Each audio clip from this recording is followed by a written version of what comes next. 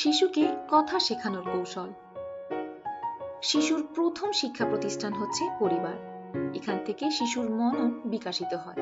শিশুর ব্যক্তিত্ব গঠনে প্রথম 10 বছর খুবই গুরুত্বপূর্ণ। 7 থেকে 8 মাস বয়সে বিভিন্ন অর্থহীন শব্দের মাধ্যমে শিশুর মুখের বোল ফোটে। এরপর ধীরে ধীরে ভাষা জ্ঞান অর্জনের ধাপগুলো বিকশিত হয়। শিশুর বয়সের প্রথম 3 বছর ভাষা শেখার জন্য খুবই গুরুত্বপূর্ণ সময়। এ সময় শিশু তার আশেপাশ থেকে নানা ধরনের শব্দ আয়ত্ত করে নেয়। ঠিক এই সময় শিশুর মুখে সঠিক ও শব্দ উচ্চারণের শব্দাবলী তুলে দিতে হয়। কিন্তু শিশুকে কথা শেখাবেন কিভাবে? শিশুর জন্য প্রতিদিন কিছুটা সময় বরাদ্দ করুন। ওর কথার প্রতি আগ্রহ দেখান। কিছু বলতে চাইলে বলার জন্য উৎসাহ দিন। ছবির বই কিনে দিন। সেই ছবি দেখিয়ে দেখিয়ে বিভিন্ন শব্দ শেখান। শিশুরা ছন্দ ও সঙ্গীত শুনতে পছন্দ করে।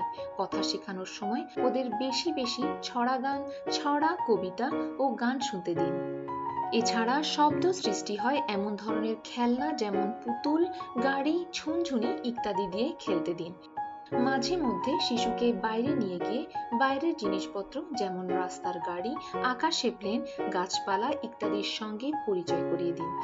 এ কাজ ঘরেও করা যায়। বাসনকোসন, গ্লাস, চামচ ইত্যাদির নাম শেখান। খাওয়ার সময় যা খাওয়াচ্ছেন সেটার নাম ও স্বাদ সম্পর্কে বলুন। ইশারা না করে মুখ দিয়ে কিছু চাইতে শেখান।